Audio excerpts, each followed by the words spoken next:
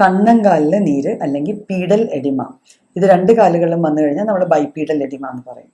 അപ്പം എന്താണ് ഇതിനുള്ള കാരണങ്ങൾ, എന്തൊക്കെ കൊണ്ടാണ് ഇത് വരുന്നത്, എങ്ങനെയൊക്കെ നമുക്ക് ഇതിനെ പരിഹരിക്കാം എന്ന് നോക്കാം. സാധാരണഗതിയിൽ എന്താണ് ഞാൻ ഈ കണ്ടീഷൻ പറയുമ്പോൾ നമ്മുടെ ഈ പാദസരം വീഴുന്ന സ്ഥലം, അതായത് ആങ്കിൾസ് അല്ലെങ്കിൽ നമ്മുടെ ഉപ്പൂറ്റിക്ക് മേലെയുള്ള ഭാഗവും നമ്മുടെ കാലിൻ്റെ പൊത്തപ്പുറവും കാലിൻ്റെ മേൽഭാഗത്തും നീര് വന്ന് കെട്ടുക.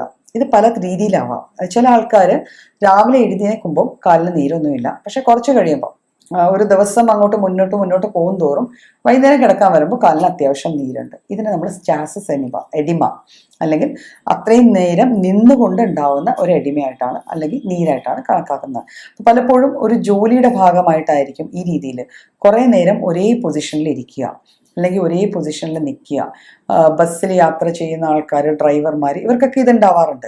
അപ്പം യൂഷ്വലി ഇതുണ്ടാവാനുള്ള കാരണം നമ്മുടെ രക്തയോട്ടം ഒരു സ്റ്റാസിസിലേക്ക് വരുന്നതുകൊണ്ടാണ്. ഒരേ പൊസിഷനിൽ ഇരിക്കുന്നത് കൊണ്ട് നമ്മുടെ ഹാർട്ട് പമ്പ് ചെയ്യണ ബ്ലഡ് ഓരോ ഭാഗങ്ങളിൽ ചെന്നെത്തിയിട്ട്, അത് കാലെന്ന് പറയുമ്പോൾ നമ്മുടെ ഏറ്റവും താഴ്ഭാഗമാണ്, ഏറ്റവും ഗ്രാവിറ്റി പ്രകാരം ഏറ്റവും താഴ്ഭാഗത്ത് എത്തിയിട്ട് അവിടെ നിന്ന് ബ്ലഡ് തിരിച്ച് ഹാർട്ടിലേക്ക് വരേണ്ടതാണ്.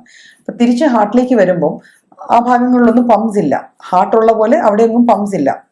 അപ്പം നാച്ചുറലി നമ്മുടെ മസിൽസിന്റെ ആക്ഷൻ കൊണ്ട് തന്നെയാണ് ആ ബ്ലഡ് തിരിച്ച് ഹൃദയത്തിലേക്ക് എത്തുക.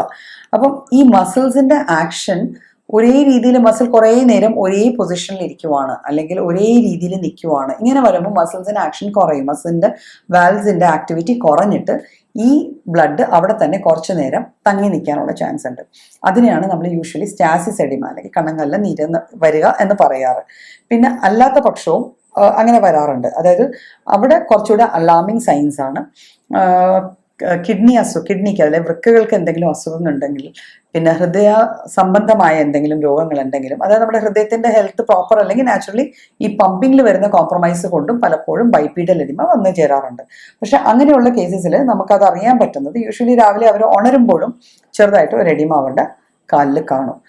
ഒരു റീനൽ ഡിസീസ് അല്ലെങ്കിൽ ഒരു വൃക്ക രോഗം അല്ലെങ്കിൽ ഒരു കാർഡിയാക് ഇഷ്യൂ, ഹൃദ്രോഗവും ഉള്ളൊരു വ്യക്തിക്കാണ് കണ്ണങ്കാലിൽ നീര് വരുന്നതെങ്കിൽ സ്വാഭാവികമായിട്ട് അവർ രാവിലെ എഴുന്നേൽക്കുന്ന സമയത്ത് മുതൽ അവരുടെ കാലിൽ കുറച്ച് നീരെങ്കിലും കാണും, മുഖത്തും നീര് വരാനുള്ള ചാൻസസ് കാണുന്നുണ്ട്. അതർവൈസ് കാണുന്നത് രാവിലെ എഴുന്നേൽക്കുമ്പോൾ കാലിന് നീരൊന്നുമില്ല, പക്ഷെ ഒരു ദിവസം മുന്നോട്ട് പോകുന്ന അനുസരിച്ച് നീര് വെക്കുന്ന കേസസിലും ഈ രണ്ട് കണ്ടീഷൻസിനുള്ള സാധ്യത ഉണ്ടെങ്കിൽ പോലും അത് കൂടുതലും വരുന്ന അവരുടെ പൊസിഷണൽ എഡിമയാണ്. അവർ ആ നിൽക്കുന്ന പൊസിഷൻ കൊണ്ട് അല്ലെങ്കിൽ അവർ എന്ത് ജോലിയാണോ ചെയ്യുന്ന അവരുടെ ഓക്യുപ്പേഷന്റെ നേച്ചർ കൊണ്ട് വരുന്ന ടൈപ്പ് ഓഫ് എഡിമയാണ്. അപ്പൊ ഇത് നമുക്ക് പരിഹരിക്കാൻ ചെയ്യാവുന്ന ചെറിയ ചെറിയ കാര്യങ്ങൾ, ലിമിറ്റേഷൻസിനുള്ളിൽ ചെയ്യാവുന്ന കാര്യങ്ങൾ പരമാവധി മൂവ് ചെയ്യാൻ നോക്കുക. കുറച്ച് മൂവ് ചെയ്യും തോറും നമ്മുടെ കാലിലെ മസിൽസ് ആക്റ്റീവ് ആവുകയും അതിന്റെ വാൽവ്സിന് കുറച്ചുകൂടെ വർക്കൗട്ട് ചെയ്യാൻ പറ്റുകയും ചെയ്യും.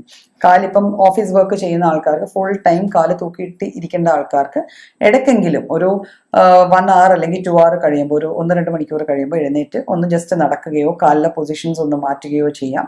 ആ രീതിയിൽ പതുക്കെ കാൽപ്പത്തി ഉയർത്തുകയും താത്തുകയും അങ്ങനെ ചെറിയ ചെറിയ രീതിയിൽ ചെറിയ മൂവ്മെന്റ്സ് കൊടുത്തു കഴിഞ്ഞാൽ നമ്മൾ മൂവ്മെന്റ്സ് വരുമ്പോൾ തന്നെ ആ ബ്ലഡിന്റെ സ്റ്റാഗ്നേഷൻ, അവിടെ കെട്ടിക്കിടക്കുന്ന ബ്ലഡിന് സ്റ്റാഗ്നേഷൻ ആ ഇഷ്യൂ കുറച്ച് റിസോൾവ് ചെയ്തിട്ട് നമുക്ക് ഈ നീര് കുറച്ച് കുറയ്ക്കാൻ പറ്റും. പിന്നെ ഇതും കഴിഞ്ഞിട്ട് നമ്മൾ ഇതൊക്കെ ചെയ്ത് കഴിഞ്ഞു, പക്ഷെ എന്നിട്ട് നീരുണ്ട്.